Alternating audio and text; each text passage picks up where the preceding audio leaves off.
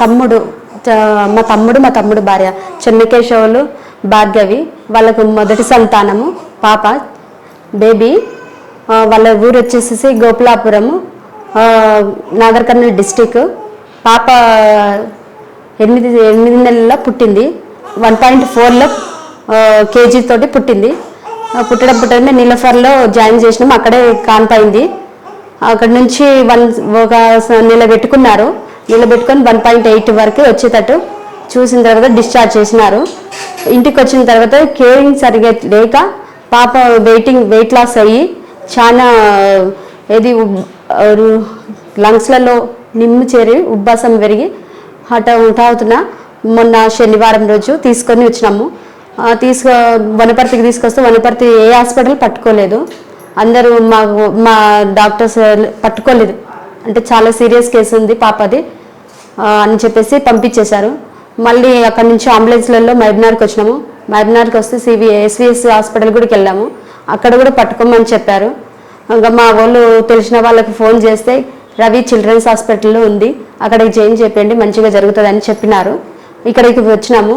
వచ్చినప్పుడే కేర్ తీసుకున్నారు. ఇంప్రూవ్మెంట్ వాళ్ళు ఉన్నట్టుగా మాకు ఎక్స్ప్లెయిన్ చేసినారు. కౌన్సిలింగ్ కూడా ఇచ్చినారు. మదర్స్కి అండ్ కొలీగ్స్కి అందరికీ ఎక్స్ప్లెయిన్ చేసినారు.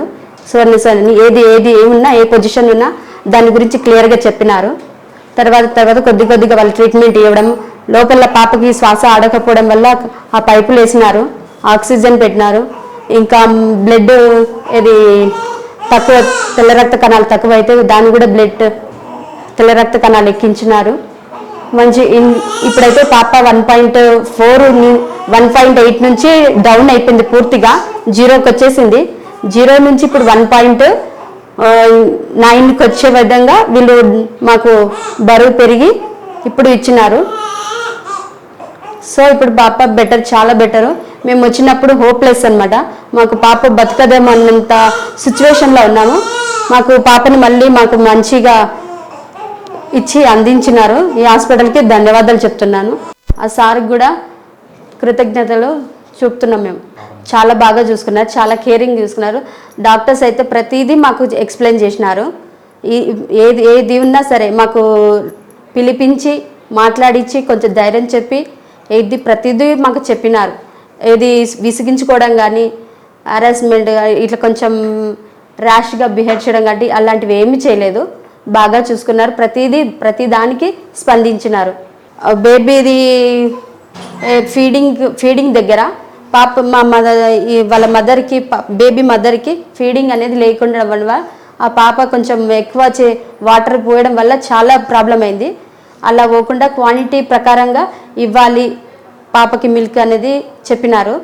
తర్వాత బేబీ యొక్క బర్పింగ్ కానీ, అంటే పాలు తాగిన తర్వాత బర్పింగ్ చేయడం, కొట్టడం కానీ తట్టడం కానీ, తర్వాత బేబీని ఎప్పుడు వెచ్చగా ఉంచాలి, చలికి అట్లాంటి ప్రదేశాలకు తీసుకెళ్ళకూడదు. బేబీని టచ్ చేయదు. ఏమైనా మదర్ కూడా టచ్ చేయాలంటే శానిటైజర్ వేసుకొని బేబీని టచ్ చేయాలి అని చెప్పారు. కృతజ్ఞతలు. యాక్చువల్లీ మేము కాలు మొక్కాలి. పాప ఉన్న సిచ్యువేషన్లో అయితే వాళ్ళు ఇవి చేసినందుకు మేము ఆ కాలు మొక్కాలని అనుకుంటున్నాం. ఎందుకంటే ఆ పాపకు మరో జన్మ మాకు ప్రసాదించారు. డబ్బుల గురించి ఆలోచన లేదు, పాపను అయితే బతికించినారు. మాకు చాలా సంతోషంగా ఉంది. ప్రతి ఒక్క డాక్టర్కి ధన్యవాదాలు చెప్తున్నాం మేము.